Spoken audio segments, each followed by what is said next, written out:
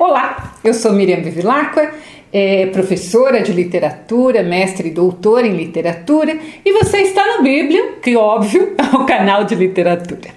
Você sabe o que significa Biblium? A palavra Biblium quer dizer livro em grego.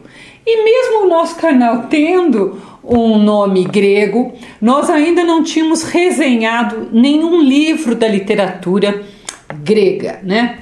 Eu aposto que você já ouviu falar de duas muito importantes obras da literatura grega, que são a Odisseia e a Ilíada, ambas atribuídas a Homero. Atribuídas por quê? Porque não há muita certeza que tenha sido Homero que escreveu. Então, o mais óbvio seria começar por uma dessas obras de Homero aqui no canal, mas nem sempre o mais óbvio é o mais indicado. Lembrem sempre que eu penso no percurso de leitura. Então eu resolvi escolher uma obra mais moderna, mas que vai nos ajudar a traçar esse percurso, né? Um percurso mais interessante de leitura até chegar naquelas duas grandes obras. Nós não vamos desprezar, óbvio, aquelas que são consideradas as mais importantes, mas é preciso percorrer um caminho para a gente poder aproveitar melhor aquelas obras. Então, o nosso livro de hoje é Zorba, o Grego, do escritor grego Kazantzakis. Espero que eu esteja falando certo, Kazantzakis. O Kazantzakis, ele não é muito conhecido no Brasil, mas ele é um dos mais importantes escritores gregos de todos os tempos. E ele foi considerado o principal escritor e filósofo grego do século XX, porque ele estudou filosofia, ele era filósofo também. E além de Zorba, ele escreveu outros livros muito importantes, essenciais, né? Como, por exemplo, O Cristo Recrucificado e O Pobre Homem de Deus, que esse último foi inspirado, então, na vida de São Francisco de Assis. Então, o nosso percurso, nós vamos passar também por outras obras. Mas vamos ficar comigo até o final do vídeo e entender a importância do Kazantzakis. Ele nasceu na ilha de Creta, lá no finalzinho do século XIX, mas ele morreu em 1957. E ele teve uma vida muito movimentada desde a infância, né? Pois quando ele era criança, a ilha de Creta era dominada pelos turcos e somente em 1908 é que ela foi anexada ao território grego, né? E o escritor, ele viveu muitas guerras, como a Guerra dos Balcãs, as duas grandes guerras mundiais, a Guerra Civil Espanhola. Aí você vai me falar, mas como assim? É porque ele viajava, né? Ele se engajava sempre nesses movimentos, né? Ele era um ser muito inquieto, ele buscava conhecer novas paisagens, né? Ele buscava explicações para o seu espírito. Era um ser, como filósofo, que estava sempre pensando nas grandes questões humanas, né? Então, ele estudou direito em Atenas e, como eu disse antes, filosofia em Paris. Ele foi um crítico da religião porque ele tinha seu próprio conceito de Deus. Não é que ele não tinha uma crença, não. Ele não concordava com a religião. E por isso, né, ele chegou a ser excomungado da religião católica. O próprio escritor, o Kazantzakis, ele se definia como uma alma selvagem. Então, Zorba, o Grego, né, que é a sua obra mais conhecida, que foi publicada lá em 1942, gente, 42, 80 anos, né? A Grécia, naquela época, lutava contra a ocupação nazista.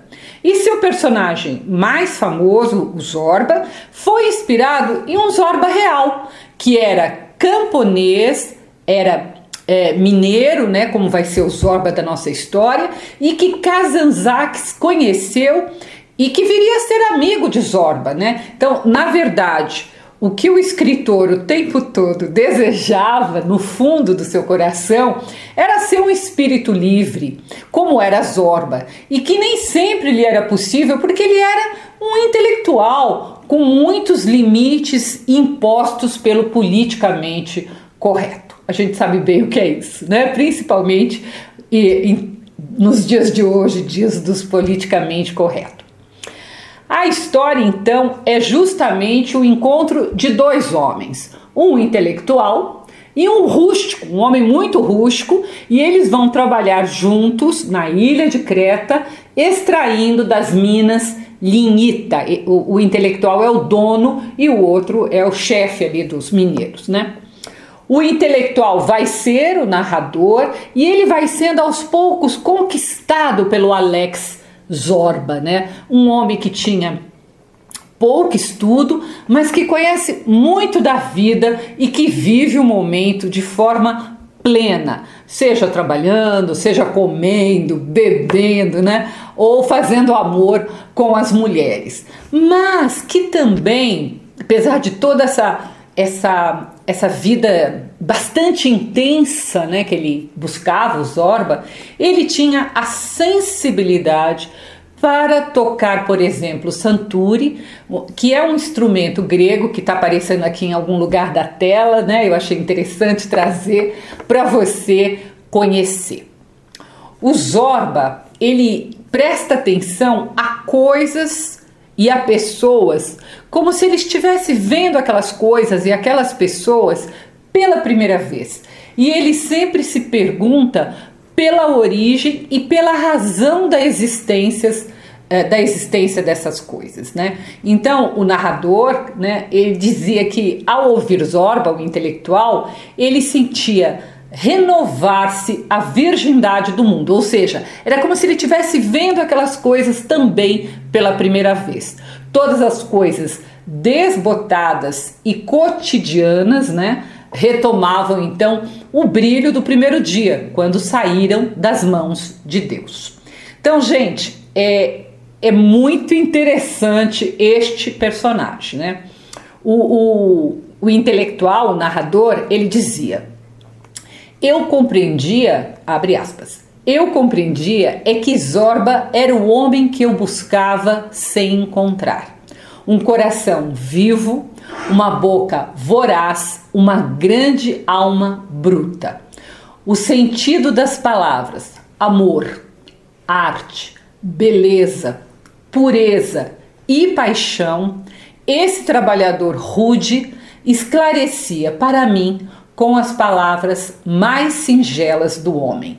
Então, é o intelectual, é o filósofo se rendendo àquele conhecimento de vida que o Zorba tinha, né? Então, no fundo, esse personagem narrador, o intelectual, ele é praticamente um alter ego do escritor, né? Do Kazantzakis, né? Porque ele quer ser mais parecido com Zorba e menos com o filósofo que ele era.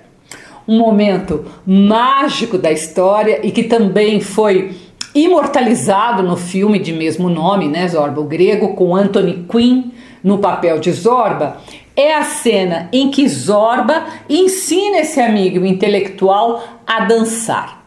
Era como se naquele momento, né, os dois conseguissem se igualar, né? Dois homens tão diferentes pudessem ser um só. É uma cena muito bonita no filme e muito bonita também no livro. Quero dar um aviso, né? Quando você for ler, você vai perceber algumas falas sexistas, né? Próprias dos homens rudes da Creta da década de 40. Lembrem-se, o livro tem 82 anos.